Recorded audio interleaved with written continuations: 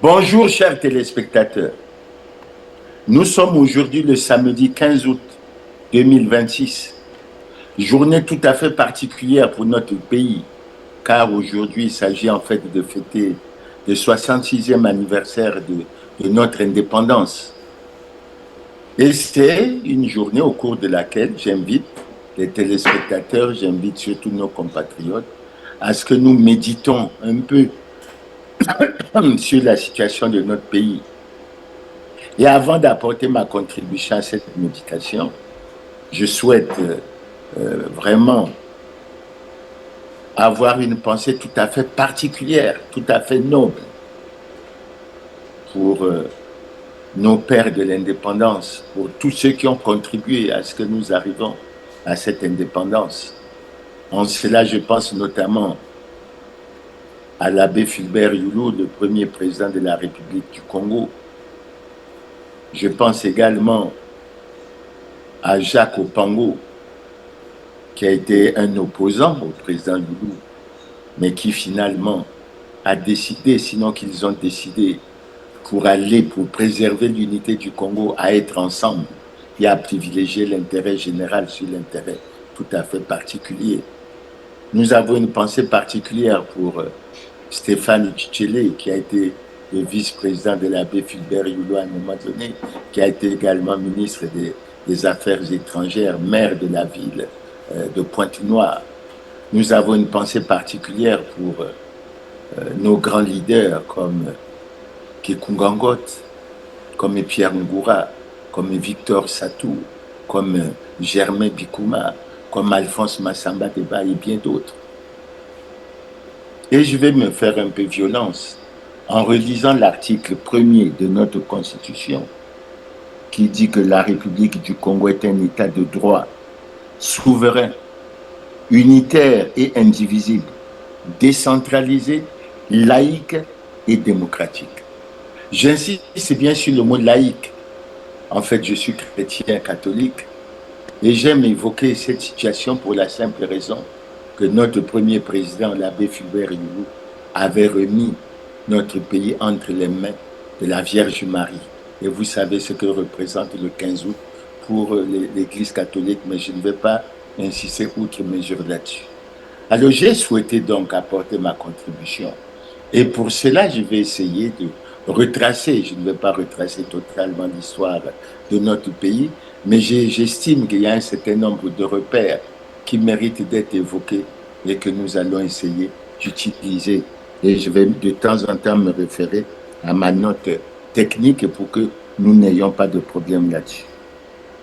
Alors, ce que je dois d'abord dire, c'est qu'il faut que le concept d'indépendance soit clair. Car en termes de méditation, nous pouvons être amenés à nous poser la question de savoir, est-ce que véritablement nous sommes indépendants? Est-ce que nous avons atteint les objectifs que les pères de l'indépendance s'étaient fixés? Quels étaient ces objectifs? Mais lorsqu'on regarde un peu l'actualité politique, on regarde ce qui se passe à travers le monde, c'est que nous avions un terme très cher auquel nous tenons, c'est la souveraineté. Mais nous avons un autre aspect, c'est l'amélioration des conditions de vie de nos compatriotes pour que on sente qu'au-delà de ce que nous avons porté comme critique aux colonisateurs, que nous étions capables et à même d'assumer notre responsabilité et de faire en sorte que nous créions un ensemble Congo où il fait bon vivre. Mais en fait, c'est à chacun d'apporter son appréciation et de dire un certain nombre de choses. Alors c'est pour ça que je me permets, lorsqu'on parle de l'indépendance, d'essayer d'apporter une approche de ce concept que je considère comme l'état d'un pays qui ne dépend d'aucun autre pays pour agir, pour décider ou subsister. Au sens politique, on peut parler de la souveraineté totale d'un État qui s'exerce par l'autogouvernance et l'affranchissement d'une tutelle coloniale ou étrangère. D'aucuns me diront que C'est certainement des mots que les Congolais ne comprennent pas. Mais à travers ce mot, il y a la volonté de se libérer, il y a la volonté de s'assumer, il y a la volonté de faire beaucoup de choses selon sa volonté, sans que cela ne vous soit imposé de l'extérieur.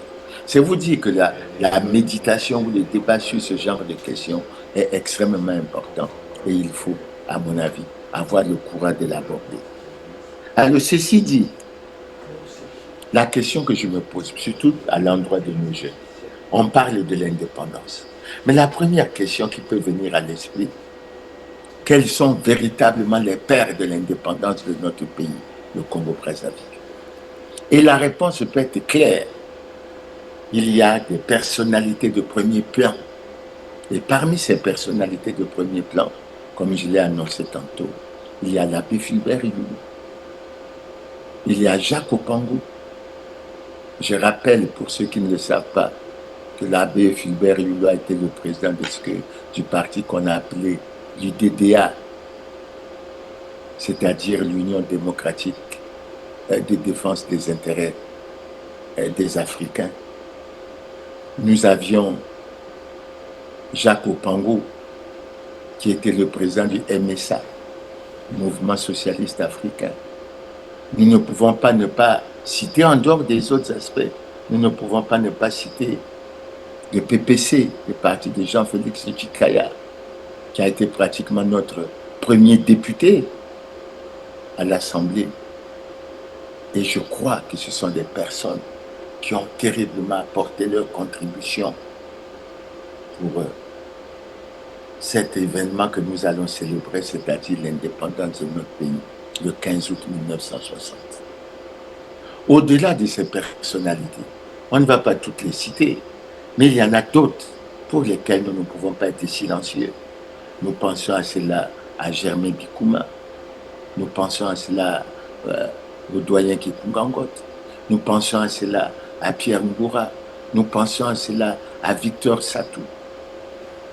Et dans une moindre mesure, je dois le dire, nous pouvons également penser à Alphonse Massamba Deba, qui sont des personnalités qui ont apporté leur contribution au niveau des assemblées territoriales. Et pour ceux qui ne le savent pas, je peux le dire d'entrée de jeu, mais je ne veux pas insister là-dessus. Quand il s'agissait de notre pays qui était au sein de l'Afrique équatoriale française, il faut le dire, notre capitale était à Pointe-Noire. Et c'est notre premier président, l'abbé Fulbert Youlou, qui avait décidé du transfert de la capitale de Pointe-Noire à Brazzaville. Et c'est important à savoir, etc. Maintenant, si nous y regardons de près, ça veut dire que très tôt, le Congo a vécu le multipartisme, c'est-à-dire l'existence de plusieurs partis avant de choisir, sinon d'aller à l'expérience du parti unique. Et pour vous annoncer déjà que si la conférence nationale a décidé que le Congo revienne au multipartisme en 1991, il y avait déjà l'existence de plusieurs partis. Il y avait une concurrence.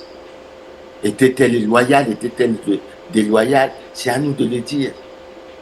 Et on peut dire, notamment aux jeunes, que le Congo a connu pratiquement le multipartisme à partir de l'année 1946, lorsqu'on a attribué la possibilité de vote aux autochtones, notamment quand il s'agissait du territoire de l'AEF. Malheureusement, et ça, nous ne pouvons pas ne pas le signaler, l'expérience congolaise, je peux dire, a très mal commencé. Parce qu'au-delà des débats qu'il y avait, parce qu'il faut reconnaître qu'il y avait des débats, mais le Congo a connu des journées sombres en février 1959.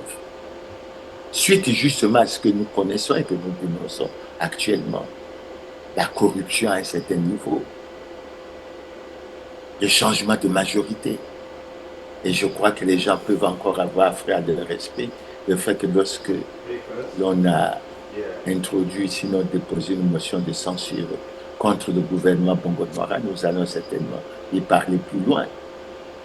Mais nous avons connu également un certain nombre de problèmes. Mais en 1959, cela s'est très mal passé parce qu'il y a eu ce que l'on pourrait appeler la guerre civile, des affrontements fratricides par rapport à des groupes ethniques, par rapport à un certain nombre de choses. Bon, le motif qui semble évoqué par certains analystes politiques, c'est que entre le président Philbert Youlou et son opposant Jacques Opango, le combat, la lutte politique était très serrée. Et au niveau de l'Assemblée, le président Jacques Opango avait 23 sièges. Et le président, l'abbé Philbert Youlou, en avait 22. Et lorsqu'ils se sont retrouvés à l'Assemblée, il y a eu changement de majorité. Et d'aucuns disent que c'était dû à la corruption, etc. C'est-à-dire que la majorité a basculé. Et c'est l'abbé Philbert Youlou qui finalement s'est retrouvé avec 23 sièges et Jacques Opango qui s'est retrouvé avec 22 sièges. C'est pour dire que dans la dynamique que nous suivons, dans notre expérience, dans notre passé politique que nous devons bien intérioriser, que nous devons bien maîtriser, mais ces notions, elles sont encore présentes parmi nous. La corruption, la délation, la trahison. Et très tôt, dans le monde politique congolais, cela y apparaît. Bref, mais en dépit de tout, puisque ça a eu lieu, ces troubles ont eu lieu et ont fait beaucoup de victimes, beaucoup de dégâts, ont pris même un caractère ethnique entre ce que l'on appelle le groupe Mboshi et le groupe Bakongo. Et c'est véritablement dommage.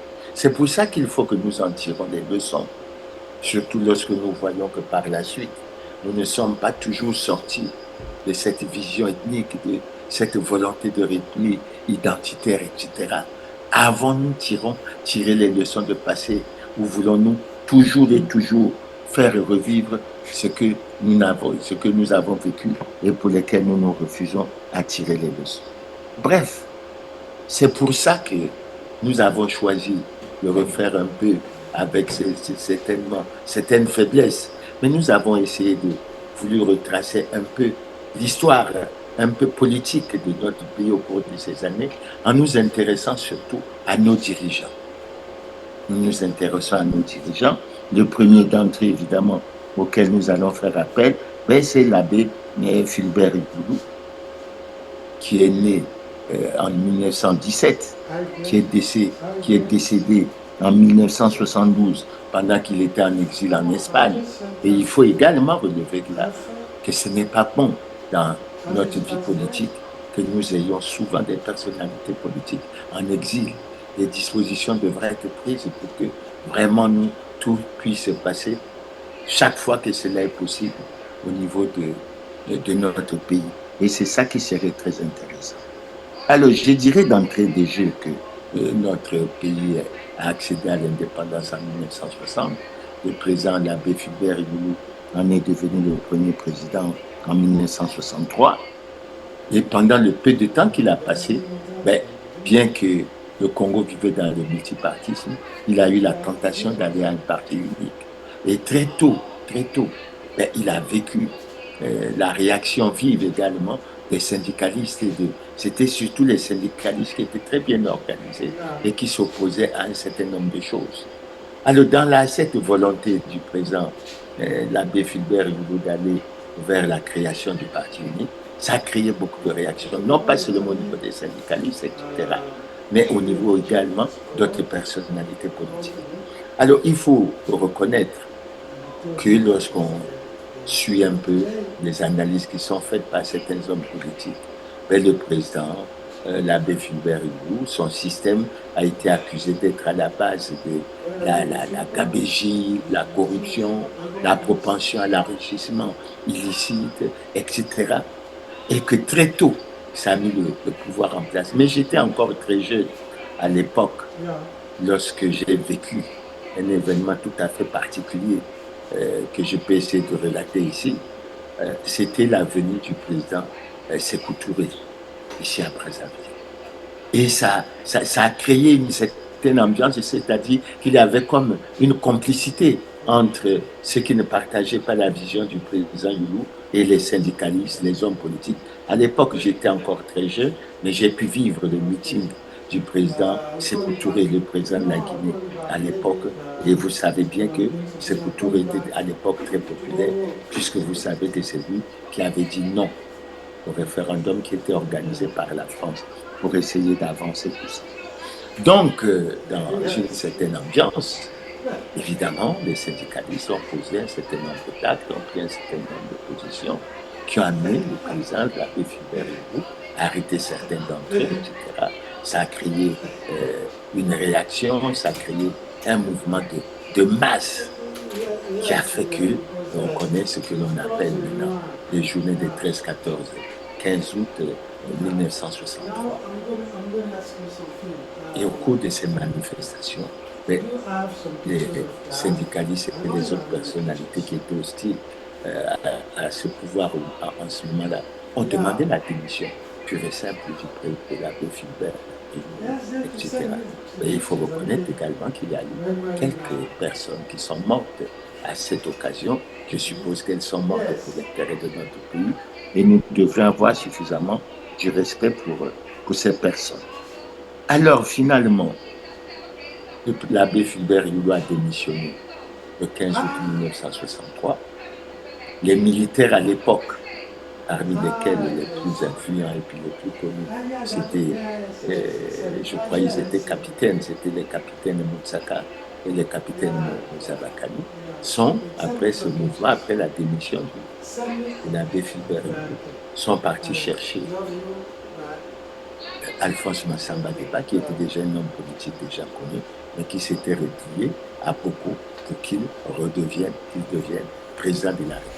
Et c'est comme ça qu'en 1963, le président Alphonse Massamba Deba est devenu président de la République.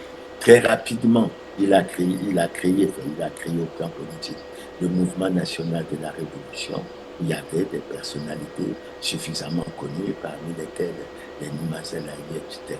Il a formé ce qu'on appelait à l'époque un gouvernement de technocrates dans lequel il y avait Pascal Lissouba comme Premier ministre, il y avait le docteur Ngaliba comme ministre de la Santé, et Bouka Babakas comme ministre des Finances, et j'en passe, que David Charles Ganao comme ministre des Affaires étrangères. En tout cas, c'est un gouvernement dit de technocrates qui avait fait son chemin. Et au plan du travail, il faut reconnaître que le président Massamba Deba a instauré un système qui a fait qu'il y a des unités de production qui ont été créées. Je ne parlerai pas de Kinsoundi, je ne parlerai pas de Sotesco, de l'usine de production où ils fabriquent des allumettes. On a parlé de Sidelou à l'époque, j'espère que je ne me trompe pas du nom parce que ça a tellement changé, etc. Et on avait le sentiment qu'il y avait, pas le sentiment, c'était une réalité, l'amélioration des conditions de vie des travailleurs, etc. Et il faut reconnaître que le président Massamba Deba s'est caractérisé par une gestion saine. On dit d'ailleurs assez souvent qu'il a pris des mesures pour éradiquer totalement la corruption et faire en sorte que la gestion soit véritablement saine. Mais au plan politique, il y avait la brutalité des milices, la GMNR, un certain nombre d'autres, ce qui créait en fait dans le pays comme un climat de terreur, comme un climat de peur, etc. Mais au plan politique, les choses n'ont pas toujours été simples. Surtout, à partir du 15 février, je ne pense pas que je me trompe de date, 1965, lorsque des hauts cadres, parmi lesquels Machokota, parmi lesquels Pouabou, parmi lesquels Massouemé, etc., ont été assassinés. Et ça a créé un drôle de climat. Maintenant, au niveau politique, il faut dire qu'il y avait beaucoup de tensions, beaucoup de luttes, de débats idéologiques entre des personnalités comme Pascal Lissouba, Ambroise Mbatsalali, Ernest Dalagraille, etc. Donc, à mon avis, on a connu une période assez difficile, Malheureusement, avec le temps, pour ceux qui ne le savent pas, au-delà de la GNR, il y avait ce que l'on appelait la défense civile, c'est-à-dire ce qu'on peut, aujourd'hui, on peut parler de la branche armée du pouvoir du président Alphonse Massamba Deba. Il y avait l'armée, et au plan de l'armée, puisqu'il y a le mouvement national de la révolution au plan politique qui avait été créé, et vous avez Marien Wabi, qui était membre du comité central du mouvement national de la révolution, qui était comme le représentant de l'armée au sein du système. Alors, chemin faisant, avec les problèmes que l'on avait, avec les luttes internes, avec un peu le climat créé par la jeunesse dynamique, la GMNR, etc., ben, on a commencé à sentir un certain nombre de tensions, de conflits, etc. Et l'un des grands conflits est apparu avec Marien Wabi, qui à un moment donné n'était pas d'accord avec les mesures et les changements opérés par le pouvoir politique au sein de l'armée. Il a manifesté, il a pris position, et à notre avis, c'était, selon notre avis, selon ce que nous avons comme connaissance, c'était suffisamment connu. Et Marie Ngouabi s'est mis à critiquer ouvertement le président de la République, etc. Ce qui lui a coûté une punition, et la punition, c'était quoi? Il a été affecté à Pointe-Noire, mais il a refusé d'aller à Pointe-Noire. Il a refusé d'aller à Pointe-Noire, il a été rétrogradé comme soldat simple, il a été arrêté, etc.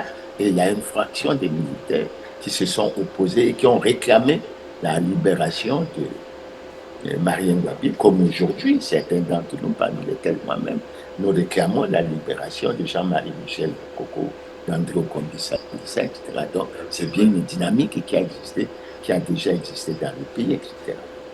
Mais cette tension a conduit à ce que Alphonse Massamba Deba soit soutenu par la frange que l'on appelait la défense civile, et il y a eu des conflits, des affrontements entre l'armée et la défense civile. Bon, évidemment, comme on peut s'en douter, je ne pense pas me tromper, l'armée a eu le dessus, ce qui a un peu affaibli le président Alphonse Massamba Deba, ce qui a gaillardi le président Marien Ngouabi et ceux qui étaient avec lui, et ils sont allés pour constituer ce que l'on appelait le Conseil national de la Révolution, pour laquelle, à l'issue de cette démarche, ils ont suspendu la fonction de président de la République pendant quelque temps. Euh, le compatriote Alfred Raoul a été nommé chef d'État par intérim, et effectivement, Massamba Deba était devenu un membre simple au sein du Conseil national de la Révolution, malgré les décisions importantes et parfois impopulaires qu'il avait prises. Parmi ces décisions, évidemment, il avait tenu Ambroise Mazala, qui avait été nommé Premier ministre à partir de 1966. Il s'était lui-même proposé, sinon qu'il était devenu lui-même le Premier ministre. Donc il y avait comme un système dur, un système autoritaire qui s'était implanté. Et lorsque le président Marien Ngouabi, les officiers qui étaient autour de lui, avec un certain nombre de personnalités politiques, ont pu avoir cette affaire où la défense civile s'est retrouvée un peu en difficulté vis-à-vis de l'armée, et évidemment, au sein du CNR, le président de Massamba Deba n'était qu'un simple membre, et évidemment, c'est le président Marien Ngouabi qui jouait le premier rôle. Ils ont continué, mais finalement, je crois que c'est en septembre 1968 que le président Marien Ngouabi, le président Alphonse Massamba Deba a dû démissionner, etc. Et le CNR a pris la place, et par rapport au CNR, le président Marien Ngouabi en est devenu président de l'arrêt. D'abord le chef, le compatriote Alfred Raoul assurait l'intérim du chef de l'État, et chemin faisant, et après, le chef du CNR devait être comme le président de la République. C'est un peu ce qu'on connaît dans le parti unique. Et à partir de ce moment, la fonction de président de la République a été rétablie. Et je crois que c'est en décembre de 1968 que le président Marien Ngouabi est devenu officiellement le président du Sénat. Et après, il est devenu le président de la République. Donc, il y a eu cette mutation. Alors, quelques temps après, le président Alphonse Massamba Deba a été arrêté.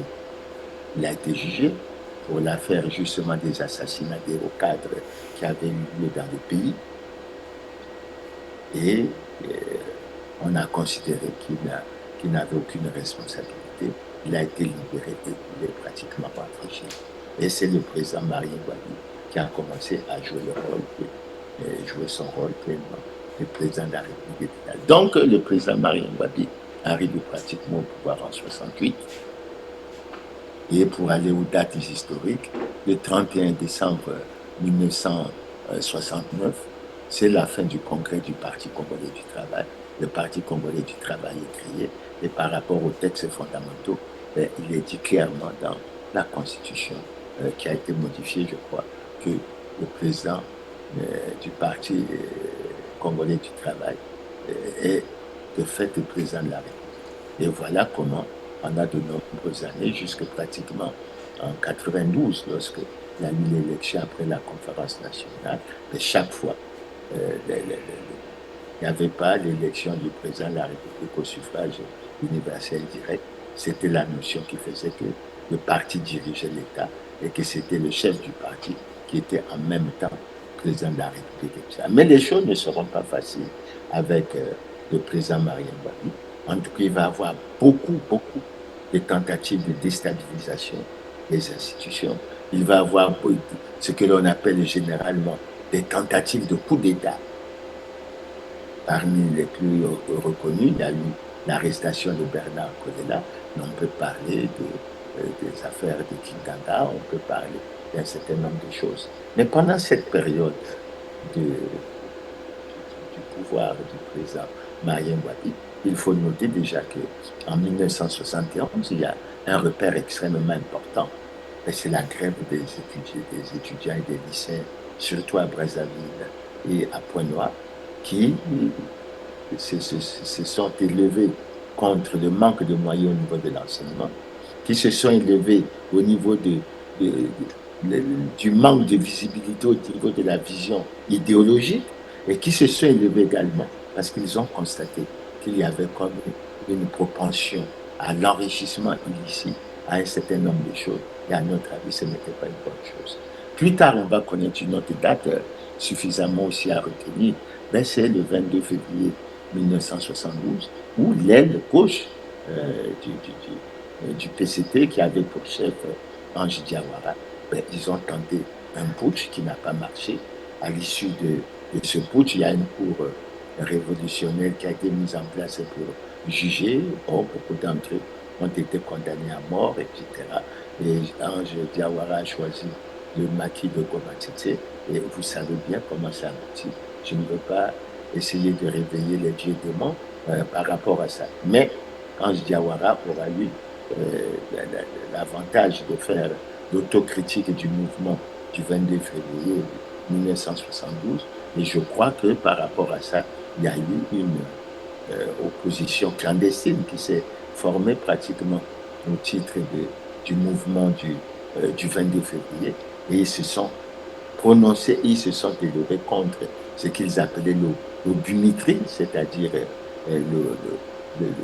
l'oligarchie bureaucratico-militaire pour laquelle on soupçonnait le pouvoir d'être attiré, sinon d'avoir choisi la voie du tribalisme, etc. Et le président Marien Ngouabi a été fortement critiqué pour tout ça. Mais il y a eu d'autres tentatives. Maintenant, pendant cette période assez trouble de notre pays, il faut reconnaître que le président Marien Ngouabi a bénéficié d'un atout tout à fait particulier. C'est en 1973, avec l'exploitation du champ émeraude, où semble-t-il qu'il y avait un avenir prometteur en ce qui concernait l'exploitation pétrolière. Et à cette époque, les gens se souviendront, ceux de ma génération, se souviendront de la déclaration qui avait été faite par le président Marien Ngouabi, parce que la société ELF a versé au trésor congolais pratiquement 21 milliards de francs CFA, ce qui a permis au gouvernement d'équilibrer un peu ses finances qui étaient souvent en déficit depuis plusieurs années.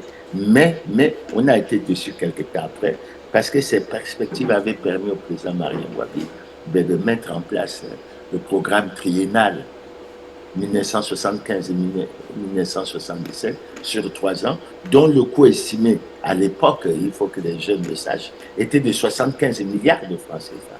Et le plan, le programme triennal avait pour priorité l'agriculture. Priorité des priorités, c'était l'agriculture. Donc aujourd'hui, quand nous parlons de l'autosuffisance, etc., il faut que nous essayions de voir pourquoi, depuis cette période, 73, 75 et 77, nous n'avons pas eu les résultats escomptés, alors que la volonté des pouvoirs publics était évidemment de régler ce problème, puisque vous savez qu'il est souvent dit qu'un peuple indépendant, c'est un peuple qui consomme ce qu'il produit. Mais nous en sommes encore très loin, au-delà de ce qui se passe aujourd'hui avec la grande foire agricole du Congo, etc. Mais il faut que nous ayons les chiffres pour évaluer un peu ce qui se passe, parce qu'une chose est de faire la foire, une chose est de réussir l'autosuffisance alimentaire. Et sur cette question, vous savez que le président Sassou avait déclaré dans les années 1980 qu'on allait atteindre l'autosuffisance à l'an 2000. Mais vous savez bien, on est en 2000. C'est vrai que beaucoup de Congolais se réjouissent de la foi, mais nous ne sommes pas encore au niveau de la réussite de l'autosuffisance alimentaire, et c'est une préoccupation que nous devons avoir proche de nos esprits pour que nous avancions. Pourquoi je le dis? Mais parce que nous sommes arrivés à un niveau où notre pays importe des sommes faramineuses, colossales, qui se situent entre 600 et 800 milliards, rien que de produits alimentaires. Ce n'est pas normal. Pendant ce temps, nous avons la question du chômage des jeunes, nous avons un certain nombre de questions. Donc la sécurité alimentaire doit nous préoccuper, le chômage des jeunes doit également nous préoccuper, et il faut que nous soyons en mesure de produire conformément aux besoins de notre population, mais une quantité suffisante. Et pourtant, dans les années 60, le Congo était un pays fortement agricole. Il n'y a pas de raison. Donc, si aujourd'hui on retrouve cette vocation, à mon avis, c'est une très belle chose. Maintenant, au niveau du fonctionnement de l'État, sous le président Marien Wade, au-delà de l'instabilité politique, au-delà des tentatives de coup d'État, etc., il faut reconnaître qu'on connaît beaucoup de difficultés.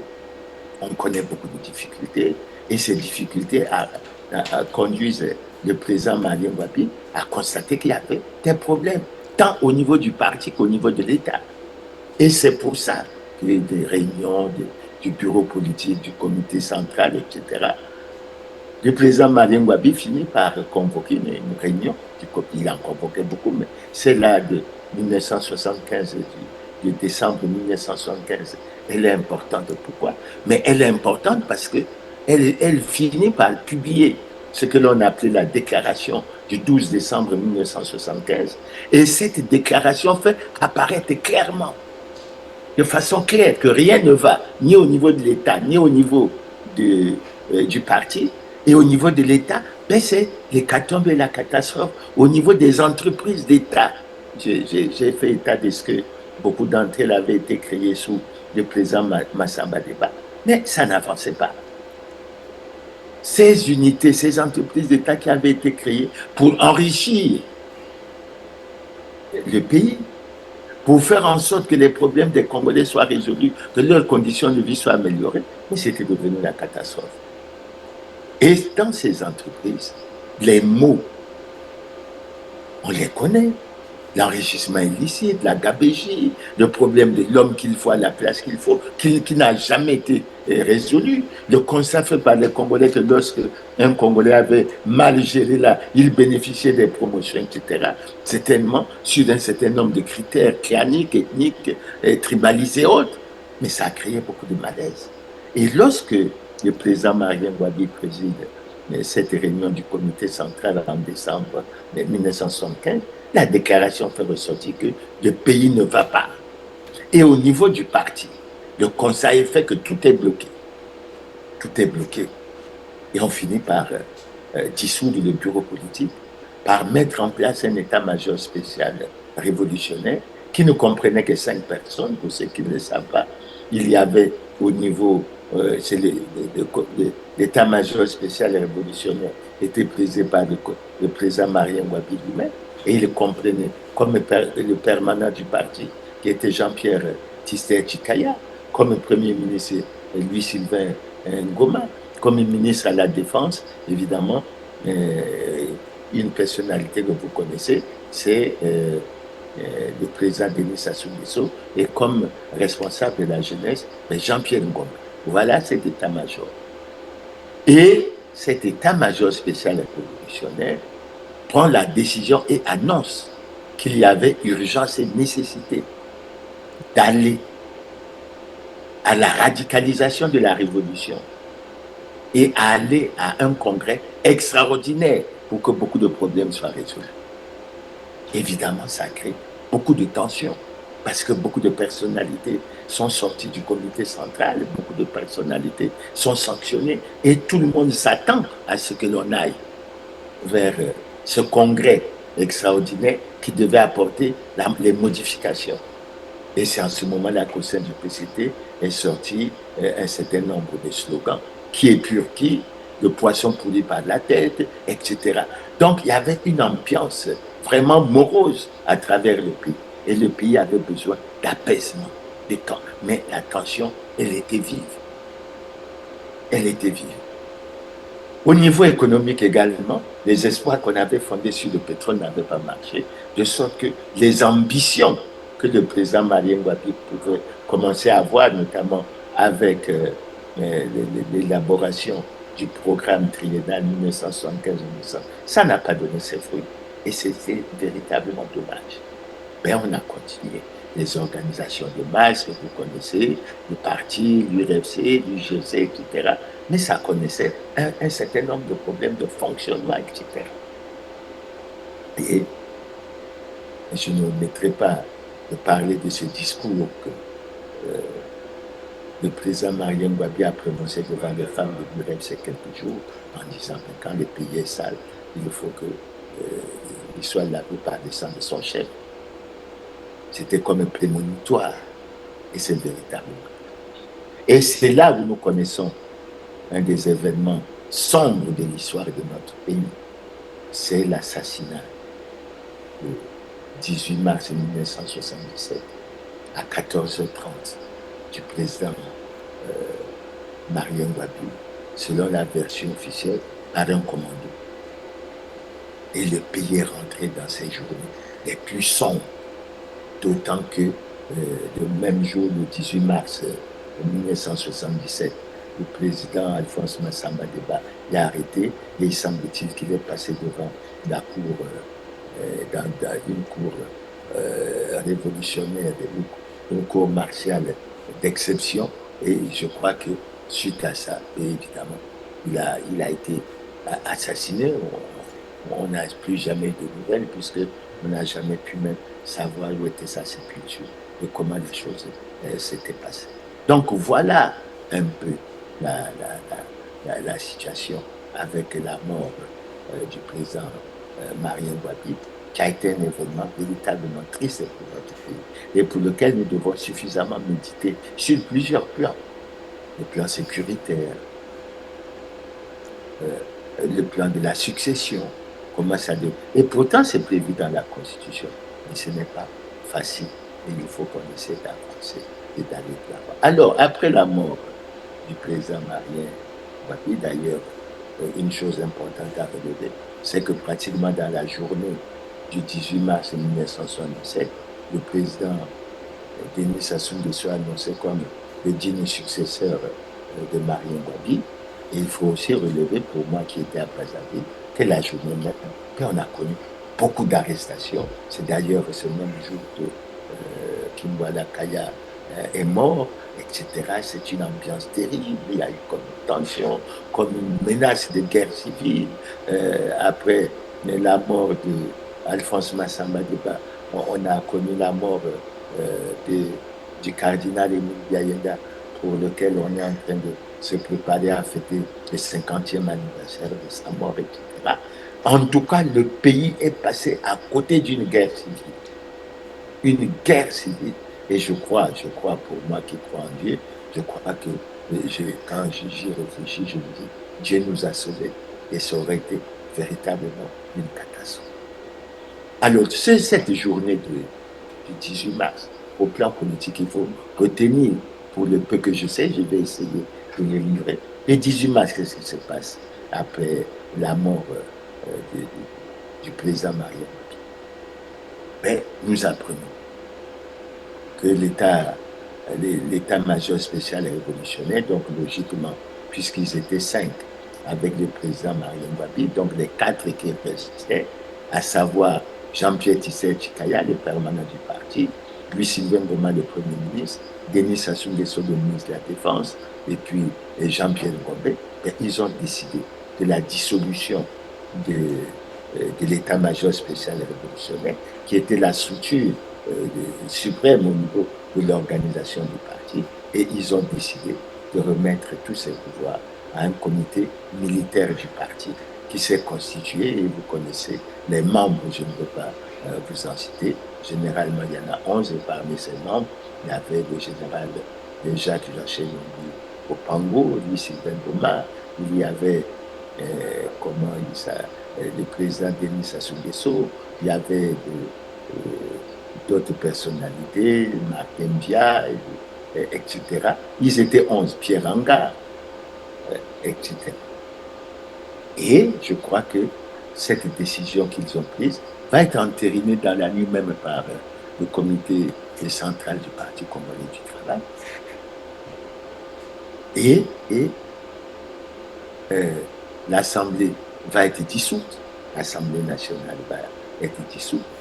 Et pour préciser aux téléspectateurs un peu ce qui était prévu dans la Constitution, logiquement, la situation était jugée particulière et liée à la sécurité. Sinon, logiquement, selon notre Constitution de l'époque, ben, au niveau du parti, l'intérim devait être assuré par Jean-Pierre Tissé Chikaya, le permanent du parti, et au niveau de l'État, c'est Alphonse Mouissou Poitiers qui était président de l'Assemblée nationale, qui devait assurer les fonctions de l'État avant que les choses ne rentrent dans la norme. Bon, mais je vous ai dit ce qui s'est passé. L'Assemblée nationale a été dissoute, l'état-major spécial et révolutionnaire a décidé de sa dissolution et de se remettre les pleins pouvoirs au CNP. Et le CNP, dans un premier temps, il est présidé par le président Denis Sassou Nguesso et il s'est donné la mission, d'abord, premier, d'organiser les obsèques du président Maria Mopi. Et je crois qu'il y a eu beaucoup de choses qui se sont dites là-dessus. Je n'entrerai pas sur ce que l'on peut considérer comme beaucoup de journées sombres de l'histoire de notre pays. On ne veut pas essayer de réveiller les vieux démons. Mais enfin, nous avons vécu une situation tout à fait particulière, etc. Alors, par la suite, après qu'on ait enterré le président Maria Mopi, ben, le CNP s'est structuré. Et quand il s'est structuré, il a mis à sa tête le général Jacques Joachim Yombi Opango. Denis Sassou Nguesso est devenu le premier vice-président, ministre de la Défense, chargé entre autres des activités du Parti congolais du travail. Lui, Sylvain Goma était le premier ministre, et il y avait plusieurs ministres qui étaient plusieurs membres du comité militaire qui étaient ministres, ils avaient plus ou moins des fonctions auxquelles ils pouvaient s'atteler. Donc voilà grosso modo comment ça s'est passé. Donc, à partir, je crois, je ne pense pas me tromper, c'est à partir du 2 ou du 3 avril, par rapport à la restructuration du comité militaire du parti, c'est le général Jacques Joachim Opango qui en devient le président. Je n'évoquerai pas un certain nombre de souvenirs, mais il y a eu la tentative de vouloir remettre les Congolais au travail, de faire un certain nombre de choses, mais les Congolais ne sont pas toujours tendres et toujours aussi disciplinés, mais c'est une période qui a été marquée par ceci. Donc, le général Joachim Yombi Opango arrive à la présidence de la République dans ces conditions. Il devient, je crois, après l'abbé Philbert Hindou, après Massamba Deba, après Wabi, et il devient le 4e président de la République de notre pays, etc. Mais il faut dire que, étant donné que le président, le général Jacques Joachim Yongo Pambo, était dans une situation tout à fait particulière au niveau du Parti congolais du travail, parce que je crois savoir qu'il n'était plus membre du comité central du Parti congolais du travail par rapport aux mesures qui avaient été prises à la suite des réunions qui ont eu lieu au sein du Parti congolais du travail en décembre 1975, mais il y avait toujours cette tension. Mais en fait, le véritable patron des activités du parti, c'est Denis Sassou Nguesso, qui a la responsabilité de gérer le parti, les organisations de masse, etc., qui est le chef potentiel au sein du comité militaire du parti. Et c'est comme ça qu'on a continué. Ces tensions ont commencé à être préoccupantes au sein du parti. On sentait que ça bougeait, etc. Et puis finalement, il y a eu convocation suite à pression de la jeunesse, de l'organisation des femmes, des syndicats, du syndicat, etc. Il y a eu pression pour que le comité central du PCT puisse être convoqué et qu'on puisse remettre les choses en ordre. Je crois que c'est ce qui s'est passé le 5 février 1979. Et au cours de cette journée, le fait remarquable, c'est que le président, le général Jacques Joachim Yongo est démis de ses fonctions de président de la République. Et il est remplacé automatiquement par le président Denis Sassou Nguesso, qui, du fait de la réunion du comité central, est devenu le président du comité préparatoire du 3e congrès extraordinaire, jouant le rôle de coordonnateur des activités du parti et en fait jouant le rôle de président de la République. Et c'est dans ce contexte que le président Denis Sassou Nguesso va organiser le 3e congrès extraordinaire en mars 1979.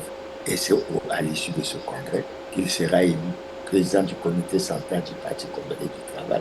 Et comme la Constitution le prévoyait, il est élu, il est en fait le président de la République, chef de l'État de notre pays.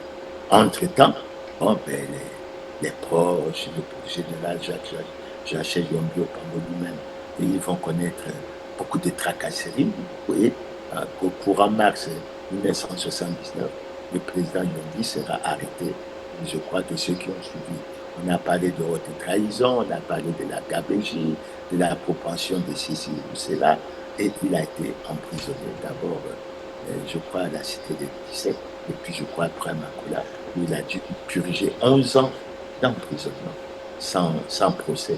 Et il a été libéré, si mes souvenirs sont exacts, le 14 août 1990, à l'approche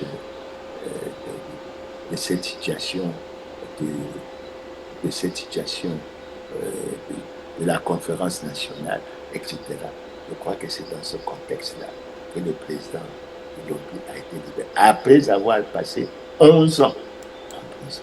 Et je crois qu'il faut le noter, il faut le savoir exactement ce qui se passe. Maintenant, une fois qu'on a cette situation, je ne parlerai pas du bilan du président Sassou, pas que je ne veuille pas en parler, mais je crois que la conférence nationale de 1991 l'a suffisamment fait.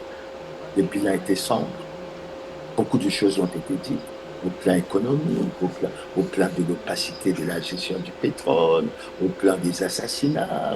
Donc, il y a vraiment beaucoup de choses et je crois que c'est pour ça que certains compatriotes ont gardé un souvenir très, très amer de la tenue de cette conférence nationale souveraine.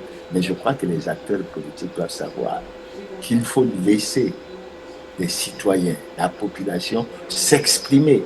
Ce n'est pas bon de l'étouffer, parce que le jour où elle a l'occasion de s'exprimer, alors on aura du mal à contrôler un certain nombre de choses.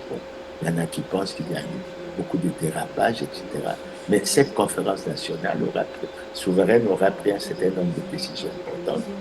Parmi les décisions importantes qui ont été prises, c'est la mise à fin du système du parti unique, avec une visibilité très claire, en se disant que on avait accepté la création des partis unis parce qu'on pensait qu'ils allaient contribuer au développement de nos pays, à l'amélioration des conditions de vie des citoyens. Mais en réalité, c'est le contraire qu'on a vécu. Et il n'y avait plus aucune raison. Et quand on a fait le bilan, au Congo, on était préoccupé par les assassinats politiques, par les violences politiques, par la terreur qui faisait que les Congolais ne se sentaient pas suffisamment libres, etc. Et je crois, et ça, il faut que je le dise clairement, parlant du choix qui a été fait par la conférence nationale de faire réintégrer le Congo dans le monde du multipartisme avec la création de plusieurs partis, je crois que l'un des faits importants qui s'en est suivi, c'est l'adoption après par le niveau du gouvernement de transition, je vais y venir, de la Constitution du 15 mars 1992, qui dit clairement que le président de la République est élu pour un mandat de 5 ans et il est rééligible une seule fois. Mais vous savez bien comment les choses se sont passées dans notre pays. Maintenant, par rapport à ça, nous devons également signaler qu'il y a eu une opération de lavement des mains le 10 juin 1991, mais c'est à chacun à la fin de la conférence nationale. Mais dans les faits, on a constaté qu'il y avait un paradoxe entre ce que les hommes politiques disaient et la réalité. Parce que finalement, c'est la période qui a suivi a donné lieu à ce que l'on constate qu'il n'y avait véritablement pas eu de réconciliation nationale, mais que le lavement des mains n'était que quelque chose de façade, etc. Mais je dois dire que pour les gens qui suivent les questions politiques et économiques et autres, mais la conférence nationale a abordé la question de l'opacité de la gestion du pétrole, a abordé la question de la dette, en considérant que la dette était un obstacle, etc., a décidé d'un certain nombre de choses. Évidemment, il y en a beaucoup qui n'ont pas pu être réalisées.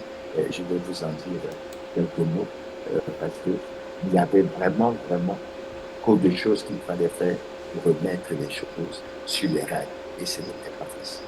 Donc, le président s'assoit réagi après. Il a publié un ouvrage qui s'appelle J'assume, c'est-à-dire qu'il a assumé, parce qu'il faut reconnaître que au titre des assassinats politiques, de la violence politique, les gens ont retenu cette déclaration de Jean-Pierre Tistet Chikaya qui disait plus jamais ça, plus jamais ça, plus jamais ça. Mais malheureusement, les Congolais sont retombés toujours dans le système de la violence, etc. Et on n'a pas respecté ça et on est revenu. Aujourd'hui, les Congolais connaissent toujours un climat de peur, de terreur, alors que la Constitution claire l'a prévu un certain nombre de choses. Donc, il va y avoir cette transition, une transition prévue par la Conférence nationale souveraine, qui n'était prévue que d'un an, avec plusieurs actes qui avaient été adoptés, mais en réalité, j'ai été ministre dans ce gouvernement. On ne pouvait pas appliquer tous ces actes pendant un an. Mais il y avait comme l'empressement, une volonté réelle qu'il y ait le changement, la rupture, et les gens étaient pressés d'y aller. Mais au, au, à l'actif du gouvernement de transition, et il faut dire que le gouvernement de transition d'André Mouleau a organisé des élections générales, d'abord le référendum pour l'adoption de la Constitution du 15 mars 1992. Après, il y a eu l'organisation des élections générales et après, il y a eu les élections qui se sont tenues dans le pays. Et quand on prend ces élections, de l'avis de plusieurs observateurs de la vie politique congolaise, c'est pratiquement la seule élection que l'on peut considérer depuis 1992 comme ayant été libre, crédible, transparente, équitable et apaisée. Et il n'y a pas eu de contestation sur le nombre de candidats qu'il y avait. Et les choses, véritablement, se sont bien passées. Donc, c'était à féliciter, mais il fallait que nous continuions dans cet élan. Bon, après, il y a eu l'élection, il y a eu les élections. Et ces élections prouvaient que l'UPADES, c'était le parti du président Pascal Lissouba, était devenu la principale force politique de ce pays. On a démarré au niveau des locales, au niveau des législatives. L'UPADES a réussi à avoir sur les 125 sièges, parce que l'Assemblée au sortir de la conférence nationale, comptait 125 sièges. Et sur les 125 sièges, l'UPADES en comptait 39. Les MCD qui le suivaient en comptait 29 et le PCT en comptait 18. Et c'est un peu dans cette ambiance qu'un autre acte important pour la vie politique congolaise s'est déroulé. C'est la signature d'un accord de gouvernement entre l'UPADES et, et le Parti congolais du travail. En fait, avant l'élection présidentielle, on était déjà sûr que l'UPADES et le PCT devaient jouer un rôle important puisqu'il était dit dans la constitution de l'époque, je ne pense pas que je me trompe, je crois que c'est cet article 75 qui a donné lieu à beaucoup de débats, que le Premier ministre était issu de la majorité parlementaire à l'Assemblée. Mais ça a fini par donner beaucoup d'interprétations. Alors, le président Lissouba, donc, qui a eu des bons résultats au local, qui a eu des bons résultats législatifs, il s'est présenté à l'élection présidentielle. Il arrive en tête au premier tour avec près de 35% des suffrages. Il va au deuxième tour avec Bernard Kodela et il obtient 61% des voix. Le président Lissouba obtient, le président Kodela obtient, je crois, autour de 38 voix. Et le président Lissouba est installé au pouvoir le 31 août, je crois, 1991. Mais son mandat n'a pas du tout été de tout repos. Beaucoup de tensions, beaucoup de conflits à base ethnique, etc. Il y a eu la motion de censure très rapidement, la motion de censure contre le gouvernement du Premier ministre Bongo Noira. Il y a eu une crise et un flottement entre l'opposition, parce qu'entre-temps, malgré l'accord qui avait été signé entre le PCT et l'UPADES, entre-temps, cet accord a connu une évolution. Et le PCT et ses alliés avaient plutôt signé un accord avec l'URP-PCT, ce qui fait qu'au niveau de l'Assemblée, c'est le candidat du PCT, André Mouret, qui a été élu président de l'Assemblée nationale. Mais ça a créé toujours une vive tension au sein des partis politiques. Et vraiment, c'était difficile. Donc, il y avait des tensions comme des conflits fratricides, il y avait des tensions au plan politique, etc. Donc, le président Lissouba a connu une période extrêmement difficile. Et évidemment, une chose remarquable qu'il a réussi à réaliser, c'est d'obtenir le contrat de partage de production. Et je crois qu'aujourd'hui, les gouvernements peuvent s'en réjouir puisque nous entendons parler, que ce soit des mines ou des forêts, du contrat de partage de production. Mais le président Lissouba, au-delà des nombreux problèmes qu'il a connus, l'un des problèmes qu'il a connus, c'est qu'il a bradé, il aurait bradé le pétrole à la compagnie américaine Oxy.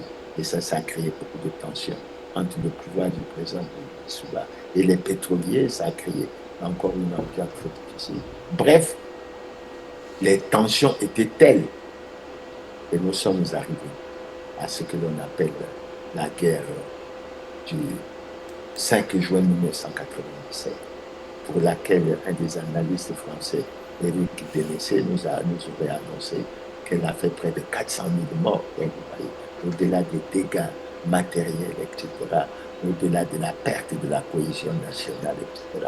C'est extrêmement difficile. Mais cette guerre s'est pratiquement terminée le 15 octobre 1997 avec la victoire du président Denis Sassou Nguesso, le départ en exil du président Lissouba, où il en est mort, je crois, en 2020, et il a été enterré, je crois, à Perpignan. Et ça, nous le déplorons parce qu'il n'est pas toujours bon que les compatriotes restent en exil, etc. Donc, voilà un peu la situation qui fait que la période est assez trouble, etc. Mais nous devons méditer assez sérieusement pour tirer les leçons, etc. Donc, on peut considérer que le 15 octobre 1997, c'est le retour du président Denis Sassou Nguesso au pouvoir et du PCT. Je ne ferai pas beaucoup de commentaires. Il y a une déclaration du président Jacques Chirac de la France en Angola qui a fait beaucoup de débats, qui avait suscité beaucoup de commentaires, mais je ne vais pas aller là-dedans. Ce que je peux dire, c'est que l'acte, la constitution du 15 mars 1992 a été abrogé. Un acte fondamental a été adopté. Il prévoyait une transition de 3 ans, mais là, finalement, duré 5 ans. Des élections générales devaient être prévues et je crois qu'elles se sont tenues. Et je crois que la constitution qu'on a adoptée du 20 janvier 2002, elle prévoyait un mandat présidentiel de 7 ans, une fois renouvelable. Et c'est là où le Congo a connu des problèmes graves parce que lorsqu'on est arrivé autour des années 2014, ben, il y a des voix qui ont commencé à s'élever pour réclamer un troisième mandat du président Denis Sassou Nguesso, ce qui, selon nous autres, n'était pas autorisé par la Constitution du 20 janvier 2002, puisque l'article 125 était clair, et nous considérions nous que l'article 185 verrouillait la révision de la Constitution en ce qui concerne le Congo. Mais cela s'est produit. Cela s'est produit. Et on est là-dessus. Et la Constitution a été changée. Et nous autres, nous avons toujours pensé que cette Constitution a été changée en violation des lois et règlements de la République et en violation de l'acte constitutif de l'Union africaine et de la charte africaine de la démocratie des élections. Mais bref, on en est là. Et actuellement, par rapport à cette constitution, moi, je suis de ceux qui pensent qu'il faut qu'on se batte pour revenir à la limitation des mandats. C'est un problème extrêmement important pour une démocratie. Et lorsqu'on ne respecte pas les lois et règlements, surtout la Constitution, c'est véritablement un problème. Donc, grosso modo, maintenant la question qu'on peut se poser, quel est le bilan du président Sassou? J'ai essayé de le tracer. Je dirais globalement, lorsqu'on fait ce tour d'horizon, depuis 1960, et qu'on en arrive au point où nous sommes arrivés, ben, je dis clairement, le bilan est sombre, il est négatif. Et le Congo a beaucoup plus se redresser. Je ne vais pas rentrer dans les détails. Les détails, c'est quoi? Mais si on rentre dans les détails, c'est l'énoncé, ce que tous les Congolais connaissent aujourd'hui. Il n'y a pas d'eau, il n'y a pas de courant, il y a pénurie de carburant, il y a le chômage des jeunes, il y a pratiquement cessation des paiements au niveau c'est la misère et la souffrance des Congolais. Je résume ça en cela, mais ce n'est pas ce que les Congolais recherchaient. Ils pensaient beaucoup plus aller vers le bonheur. Donc, 66 ans après l'indépendance de notre pays, on peut dire que le Congo se retrouve dans une situation extrêmement préoccupante. Et cette situation, je la présente un peu de façon synthétique de la manière suivante. Le président Youlou aura pratiquement passé 3 ans au pouvoir. 3 ans au pouvoir. Le président Alphonse Massamba Deba aura passé 5 ans au pouvoir. Le président Ngouabi aura passé pratiquement 9 ans au pouvoir. Le président Yombi aura passé 2 ans. Le président Pascal Lissouba, je dis, dans un premier temps, le président Denis Sassou Nguesso aura passé 13 ans au pouvoir. Le président Yombi, 2 ans. Le président Pascal Lissouba, je peux dire 5 ans. Et le président Ngouabi est revenu au pouvoir, il a passé 29 ans. C'est-à-dire que sur les 66 ans de notre indépendance, le président Ngouabi, le président plutôt Denis Sassou Nguesso, aura passé plus de 40 ans au pouvoir. On va passer près de 40 ans au pouvoir. Et c'est pour ça que nous revenons à dire que la notion d'alternance démocratique est importante. Maintenant, quand nous regardons rien que nos dirigeants, tels qu'on les a présentés, il faut que les Congolais sachent que 3 de nos présidents sont morts à l'extérieur. Le président Youlou et le président Lissouba sont morts en exil. Le président Yombi est mort en France pour des raisons de santé. Ça veut dire que nous n'avons pas développé un système de santé qui permette que nos responsables puissent être soignés sur notre territoire. D'autres aspects peuvent être soulevés. 2 présidents sont morts dans des conditions que nous considérons comme violentes. Il s'agit du président Marie Mbaki. Il s'agit du président Alphonse Massamba Deba, pour lequel nous déplorons que jusque-là, il n'a pas une sépulture digne pour le rôle qu'il a joué dans ce pays. Et ça, c'est véritablement dommage. Ça nous pose le problème de la réconciliation nationale. Et il faut que nous ayons le courage de poser ce problème, de résoudre, d'assumer notre passé et de faire en sorte que nous respectons les plus hautes personnalités de notre pays, même lorsqu'elles sont mortes, parce qu'elles ont apporté leur contribution. Je vous ai dit, s'agissant du président Alphonse Massamba Deba, même si la période pendant laquelle il a été président a connu également beaucoup de perturbations, de sécurité, de peur, de climat, de tensions, etc. Et le président Massamba Deba a, selon moi, un très bon bilan au plan de la gestion, au plan de la lutte contre la corruption, sur un certain nombre de plans, l'image du Congo. Et il n'est pas souhaitable. Alors, quand on vit ça, à mon avis, il faut que nous sachions en tirer les leçons. Maintenant, l'autre fait que j'annonce, s'agissant de nos derniers présidents. Le président Youlou a été jugé en 1965. Il a été condamné à mort par contumace, entre autres pour détournement des deniers publics. Et cette décision, semble-t-il, a fait que ces biens soient nationalisés. Je ne pense pas me tromper. Le président Lissouba a été jugé, soi-disant pour l'affaire Doxy, avec pour chef d'accusation qu'il a bradé le pétrole. Il a été condamné à 30 ans, 30 ans d'emprisonnement et a payé une amende de 25 milliards de francs CFA. Mais lorsqu'on voit ce qui se passe aujourd'hui, après que les plus hautes autorités de l'État aient pu subir ce sort, que les gouverneurs actuels ont choisi de protéger les responsables des scandaleux crimes économiques et financiers, il faut dire que ce n'est pas juste. Ce n'est d'abord pas juste par rapport à la loi, mais ce n'est pas juste par rapport à la considération qu'on doit avoir de la bonne gouvernance et de la manière dont les gouvernants doivent se comporter à ce niveau. C'est pour ça que nous disons qu'il est bon que nous allions sur le respect des personnalités qui ont dirigé ce pays. Pourquoi alors juger et condamner un ancien président de la République, soi-disant, pour détournement des deniers publics? Et pourquoi tolérer qu'un citoyen puisse détourner des sommes faramineuses et qu'il ne soit nullement inquiété sur le territoire national? Bref, j'ai voulu faire ce tour d'horizon, il n'est pas complet. Il y a certainement des choses qui méritent d'être redressées.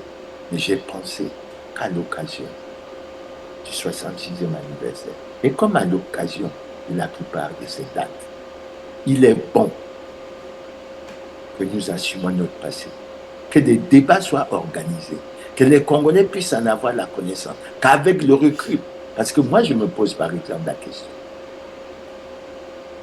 Moi j'ai chanté dans l'ambiance des jeunes, etc. Youlou a tout volé, nous bâtirons de nouveau. Suffit la liberté, Congo. Mais le président, maintenant que moi-même je suis en retraite, j'aimerais savoir, le président Youlou a volé exactement quoi? Parce qu'aujourd'hui, les dossiers sont connus. 14 000 milliards. Fonds de soutien à l'agriculture, etc. Covid-19, ou je ne sais pas quoi. Mais le président Youlou a volé exactement quoi? Il faut que les Congolais soient édifiés. Il ne faut pas, parce qu'on a dit dans l'article 15 de notre Constitution, que tous les Congolais soient égaux devant la loi. Nul ne peut être désavantagé, favorisé. Il ne faut pas qu'on fasse de la gestion des affaires de la cité une affaire de règlement de compte. Et ce n'est pas du tout. Alors, moi, je dirais tout simplement que lorsque je fais ce tour d'horizon, et lorsque je constate que le pays est bloqué selon moi, les autres diront autre chose certainement. Moi, je dis que le Congo est bloqué, même en cessation de paiement. Le Congo est un pays dans lequel on refuse l'alternance démocratique. Parce que lorsqu'on est démocrate, l'un des principes qu'on doit accepter, c'est qu'il y a alternance démocratique. Et si on accepte qu'il y a le principe d'alternance démocratique, le président Sassou ne peut pas justifier pourquoi il fait 40 ans au pouvoir. Ça ne se justifie pas. Et c'est parce qu'il y a un climat de peur et de terreur qui fait que les Congolais ne peuvent pas s'exprimer par rapport à l'article 25 de la Constitution, qui garantit la liberté d'expression, ou par rapport à l'article 27, qui garantit la liberté de réunion, de manifestation et autres. Le Congo est dans une situation extrêmement difficile. Aujourd'hui, le Congo traverse une grave crise multidimensionnelle. Une grave crise multidimensionnelle pour laquelle, depuis plus de 10 ans, les gouvernants n'ont pas pu apporter les solutions idoines et appropriées. Et c'est pour ça que moi, je suis de ceux qui pensent qu'au-delà du fait que j'ai fait remarquer qu'il y a le refus et le rejet de l'alternance démocratique, mais il y a l'impérieuse nécessité pour le pays de retrouver le chemin de la paix, de la démocratie et de sa crédibilité dans le Conseil des Nations. Il y a urgence pour le pays d'organiser un dialogue national inclusif qui impulsera un élan qui devrait être soutenu par la communauté internationale dans le but d'aider le Congo qui connaît en réalité une situation véritablement préoccupante. J'insiste beaucoup sur ce dialogue pour plusieurs raisons. La première raison, c'est que nous avons une constitution. Et moi, je suis de ceux qui considèrent que la constitution est un document extrêmement sacré. Elle est sacrée, la constitution. Au-delà du fait qu'elle fixe les règles du fonctionnement des pouvoirs publics, mais elle garantit aussi les droits fondamentaux des citoyens.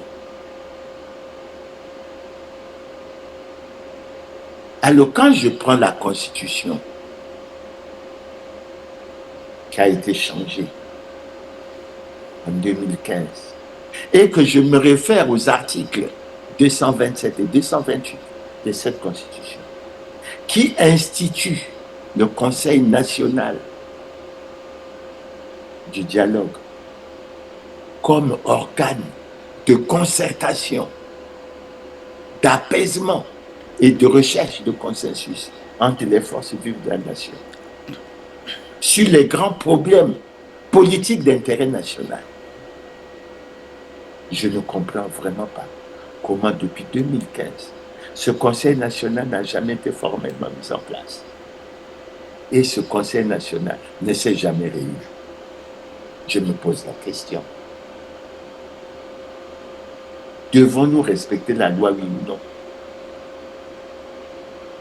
Et ensuite, ce Conseil ne se réunit pas parce que les gouvernants estiment qu'il n'y a pas de grands problèmes politiques d'intérêt national ou pas. Moi, j'en connais beaucoup. La grave crise économique et financière que connaît le pays, ça en est déjà un. La gouvernance électorale en est un, puisque je suis de ceux qui pensent que depuis 2002, aucune élection libre, démocratique, transparente, crédible et apaisée n'a jamais été organisée dans ce pays. Et que les organisations depuis 2000, les élections depuis 2002 ont été organisées dans l'irrespect total des lois et règlements de la République. Lorsqu'on parle de la dette, et qu'on se souvient des débats qu'on a eus pendant la conférence nationale, qui ont fait apparaître que la dette était un véritable obstacle au développement de notre pays. Quand on trouve la misère et la souffrance des Congolais, pour laquelle les gouvernants semblent impuissants, n'est-ce pas là un grand problème d'intérêt national? Lorsque les retraités ont pratiquement 52 mois d'arriérés de pension, lorsqu'il y a grève illimitée dans toutes les structures sanitaires, lorsqu'il y a des problèmes à l'université Marien-Gouadi, que se passe-t-il réellement? Alors c'est pour ça que je conclurai en disant le dialogue national inclusif est constitutionnel et personne ne devrait s'en dérober. La situation du Congo est préoccupante. Il faut que les Congolais se retrouvent et qu'à l'issue de cette retrouvaille ou pendant cette retrouvaille, qu'ils puissent bénéficier du soutien et de l'appui de la communauté financière et de la communauté internationale. Le Congo en a besoin. Je suis de ceux qui considèrent que le Congo est un pays en danger. Et lorsque je vous fais un peu l'aperçu de ce que j'ai fait depuis 1960, il apparaît que le Congo est un pays dans lequel la paix semble toujours fragile et nous semblons toujours être à la menace de n'importe quelle situation ou de n'importe quelle explosion. Il est dit, il vaut mieux prévenir que guérir. C'est sur ces mots que je termine mon émission et que je vous invite en cette journée du 15 août d'entrer en méditation, de débattre de certains aspects que j'ai soulevés, mais surtout, que nous ayons une projection sur l'avenir et que nous nous posions une question, notamment pour les gens de mon âge. Quel Congo nous allons céder à nos enfants, à nos petits-enfants et à nos arrière-petits-enfants? Si la méditation que je vous propose n'intéresse pas beaucoup, mais cette dernière question doit nous préoccuper beaucoup.